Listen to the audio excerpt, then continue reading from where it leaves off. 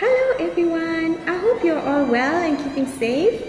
Today I want to share some exciting news with you. The Kerala Tourism Board of India is running a fabulous competition. If rolling hills, beautiful meadows, picturesque lakes and fresh air is what your heart is looking for, then this competition is definitely for you. All you need to do is cook a local Kerala dish, video yourself cooking this dish, and then upload your video to the competition link.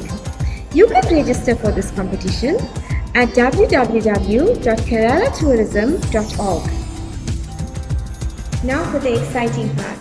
The prize is a 7-night getaway for you and 3 friends to beautiful Kerala, India. Yes, you heard me right. That's 3 people plus you, which makes it 4 people, which includes all your accommodation, your travel, and your food for the 7 nights. And because the competition is open to people from all over the world, 5 winners will be chosen from within India and the other 5 winners will be chosen from outside India. So let's not waste any more time. Choose your favorite Kerala dish, get those cameras rolling, and let's start cooking. Meet me in Kerala. From sunny South Africa, this is Naidoo.